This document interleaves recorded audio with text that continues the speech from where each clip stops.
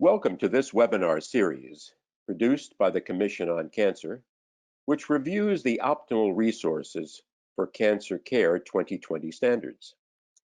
This webinar will review Chapter 8. Next slide. Remember that all of our new standards became effective January 1, 2020. It's important to review all information in our manual because changes to the accreditation process will be addressed, new terms will be defined in the glossary, and there are various specific category changes involved in our new standards. Next slide. I also urge you to access the 2020 Standards and Resource page for more information on our standards and upcoming educational activities.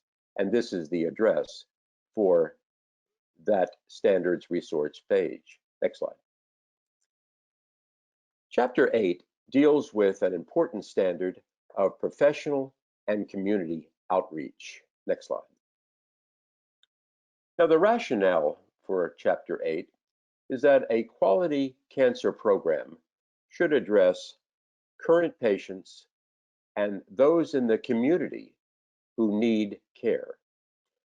They should develop an outreach to the community through screening events, which aid in the diagnosis of cancer at the earliest possible stage, and should also develop prevention events that are aimed in reducing risk of developing cancer in their communities. Next slide.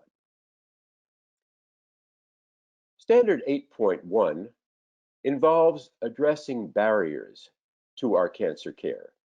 And the scope of this standard indicates that the Cancer Committee must identify at least one patient, system, or provider-based barrier to accessing health and psychosocial care and its patients with cancer are facing.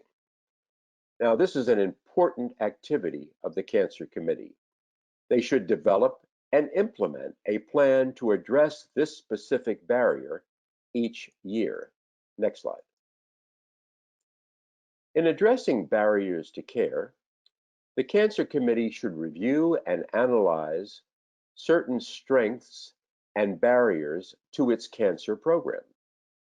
It should look at resources for identifying strengths and barriers that are provided to the institution, but are not limited to the Cancer Quality Improvement Program reports, or CQIP, that are provided by the NCDB each year and are reviewed by the cancer liaison physician. It could look at resources provided by cancer patient satisfaction surveys, by patient focus groups, or the use of state cancer registry data compared to its own cancer program data. In other words, is the cancer program treating the main cancers that occur in its areas, or are other vulnerable populations being reached? Population health resources from public health work done locally or regionally could be used. Now, a community needs assessment could also be analyzed. Although in the new standards, a community needs assessment is no longer required. An analysis of unique features of the cancer program and/or state, for example, affordable or adequate lodging for patients receiving care at a rural facility, could be used as an assessment for this standard. Next slide. Now, the Cancer Committee must identify the barriers and choose one to focus on.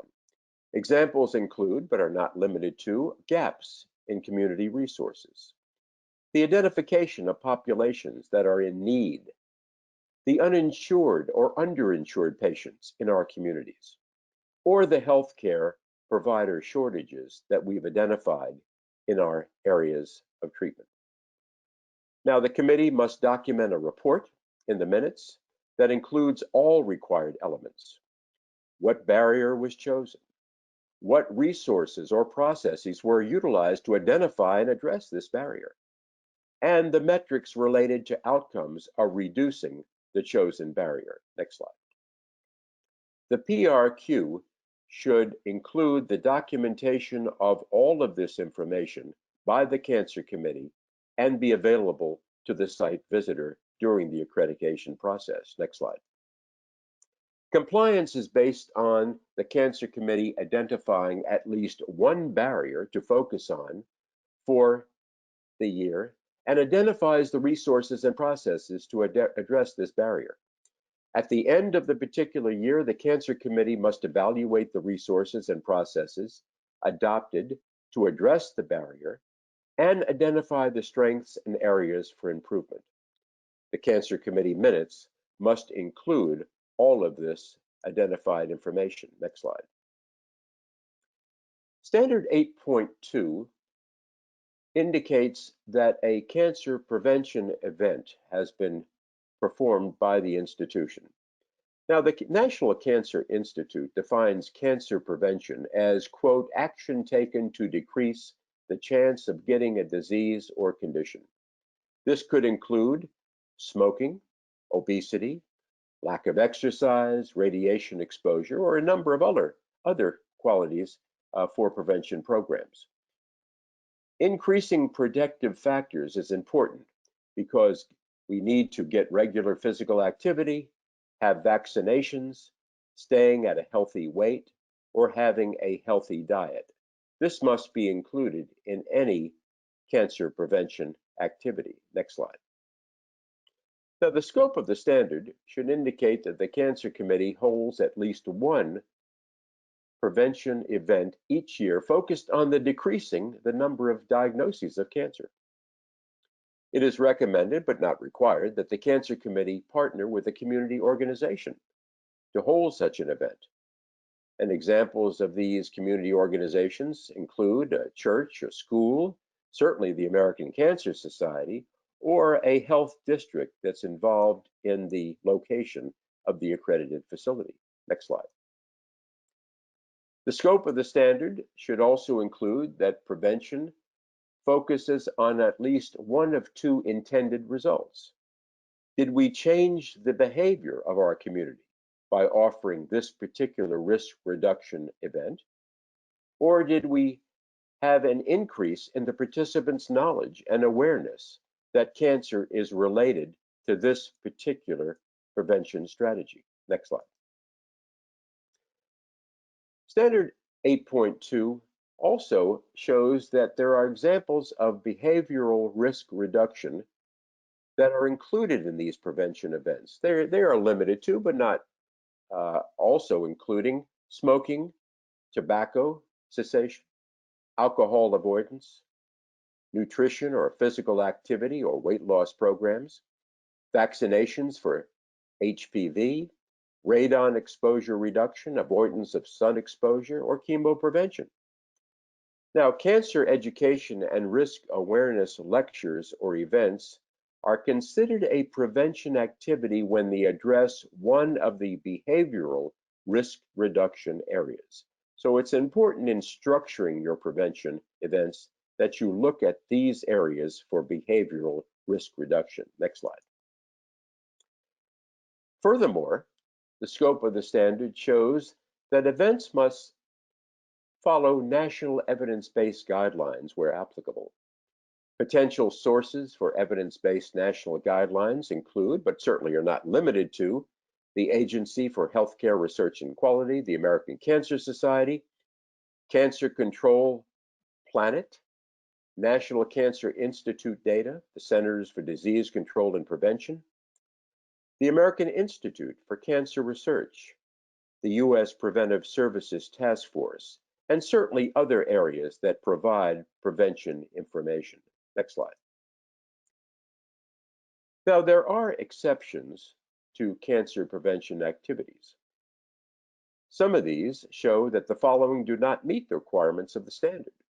If a program held only on the internet, through social media, or through a mail campaign without real-time interaction, this would not meet the standard. A prevention education that's given in a regular course of business would not meet the standard. Events or programs that educate about cancer screening and reduction of late stage at diagnosis would not meet the standard for cancer prevention. Next slide. The summary of the event should be presented and discussed by the Cancer Committee at least once annually and should include all of the following. The cancer site on which the event focused. Was it lung cancer? Was it colon cancer?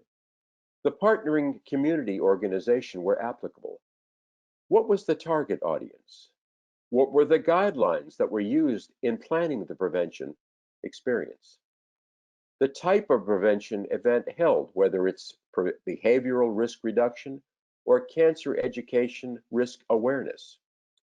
And while it is encouraged that cancer programs hold as many cancer prevention events as appropriate, only one event is submitted for the purposes of this standard. So the concept is pick one event and hopefully your best event to promote as a meeting of this standard. Next slide. The PRQ should document the Cancer Committee discussion of this standard very carefully and should be available at the time of the accreditation visit. Next slide. How is compliance met? Well, the Cancer Committee offers at least one cancer prevention event annually, and where applicable, the cancer prevention event must be consistent with evidence-based national guidelines and interventions, and that a summary is given to the Cancer Committee annually covering all aspects of this activity. Next slide. Standard 8.3 deals with cancer screening events. Now, the cancer screening events apply to cancer screening guidelines that detect cancers at an early stage and improves the likelihood of increased survival and decreased morbidity. The scope of this standard indicates that the Cancer Committee holds at least one of these screening events each year, and it focuses on decreasing the number of individuals who present with late-stage cancer. The standard recommends, but is not required, that the Cancer Committee partner with a community organization to hold the event, just as it did in a prevention event. Examples of this could be schools, churches, the American Cancer Society, or another health district in the community. Next slide.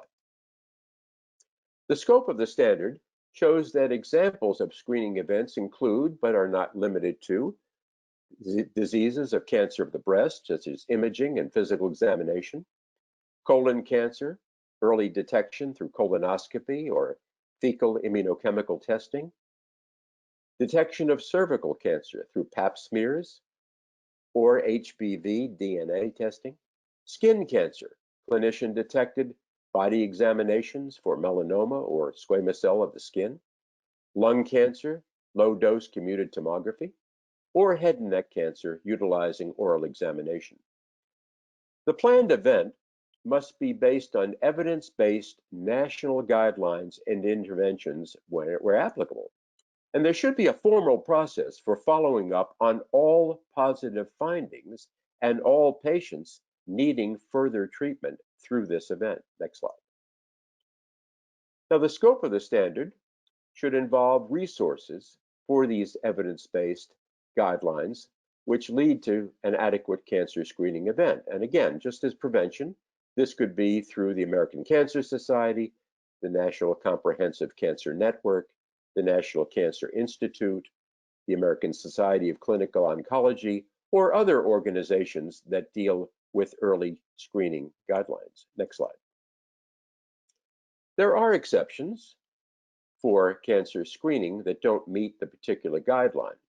Screening programs performed in the regular course of business, or events or programs that educate about cancer screening or reduction that do not provide actual cancer screening. This would not meet the criterion of this particular standard. Next slide. Now, the summary of the event must be presented to and discussed by the Cancer Committee, and it has to include all of the following: the cancer site on which the event was focused, the partnering community organization, the target audience, the guideline that was used in planning the event, and the process for follow-up for all positive findings. Now, while it is encouraged that the cancer program hold as many cancer screening events as appropriate, only one event is submitted for purposes, just as was in the standard for prevention. So you should propose your best event and provide it for the accreditation team. Next slide. The PRQ should document carefully the Cancer Committee minutes, and these should be uploaded and available at the time of the review process. Next slide. Compliance with Standard 8.3 shows that the Cancer Committee has offered at least one Cancer Committee screening event during the year. Where applicable, the screening event is consistent with evidence-based guidelines. The cancer screening event has a process for follow-up on all positive findings. This is very important. And a summary of the cancer screening event is presented to the Cancer Committee and uploaded into the PRQ. This concludes our discussion of Chapter 8.